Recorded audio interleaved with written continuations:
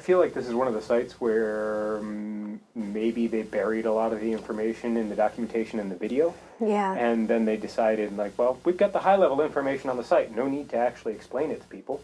Might as well let them watch the video. And if you guys know me, you know I don't watch the video.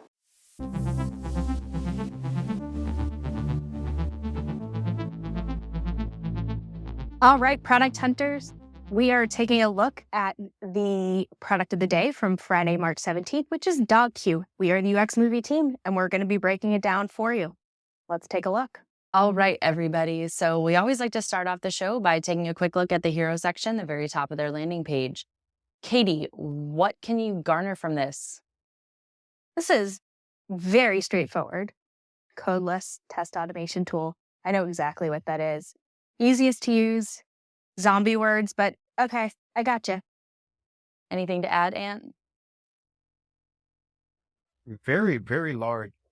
We are live on Product Hunt. Join the party banner here. So with this hero section, would you guys say you're drawn into the story and want to continue down the page? I think I want to know why it's the easiest to use. I don't know. I probably wouldn't look much further personally, but we're going to, so let's do it anyway. Let's start scrolling through and take a look. See use cases. Right there. Haven't seen before and after yet, so Still looking. I'm kind of waiting for status quo is versus brighter future. Okay.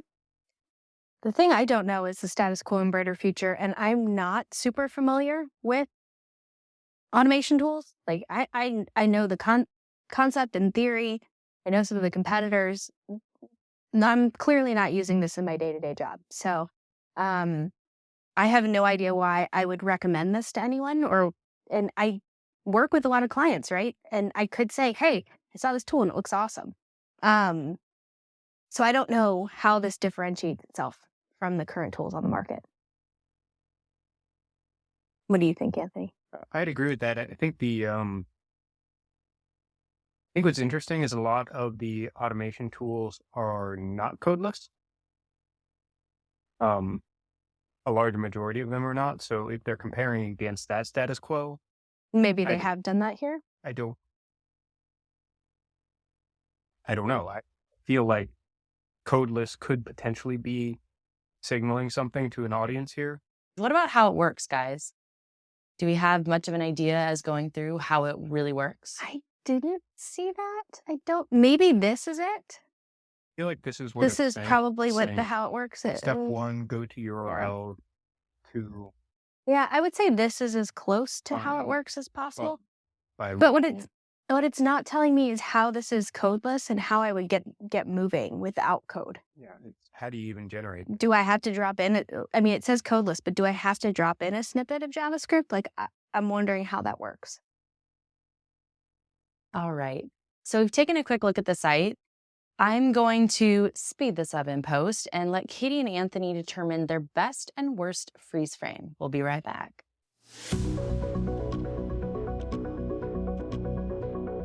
We are back with our best and worst. Anthony's going to kick us off today with the best freeze frame they have right now. I think the best one is easy. It's the use cases section where they actually called out how you get value out of it for QA engineers, developers, and product managers and business owners.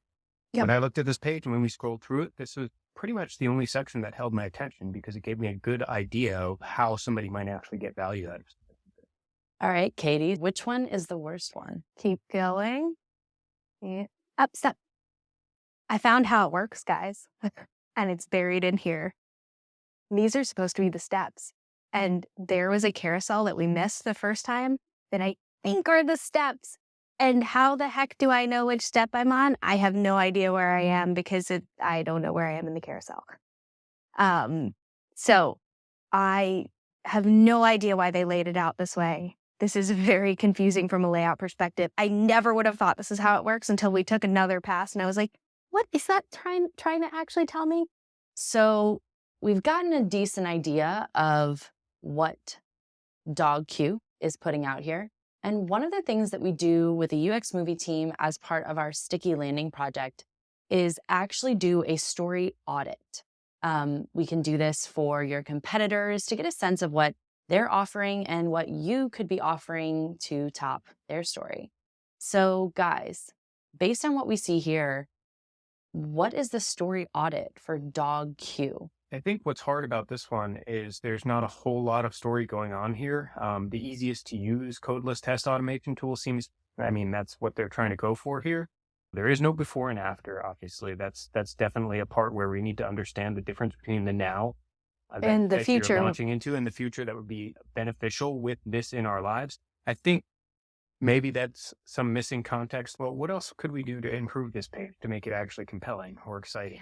I think we don't know until we know who they're actually targeting as the hero, what the status quo is, and what the brighter future is. I think the answer is that the recommendation here is tell us who your hero is. And I think you tried to do that with the 3 use cases. But tell us what their life looks like right now and how their life is going to be better with DogQ in it. Because I still don't see how they actually have that brighter future and why I would use DogQ over any of the other tools that are out there. I think the deal here is we see a lot of features. We don't know why we care.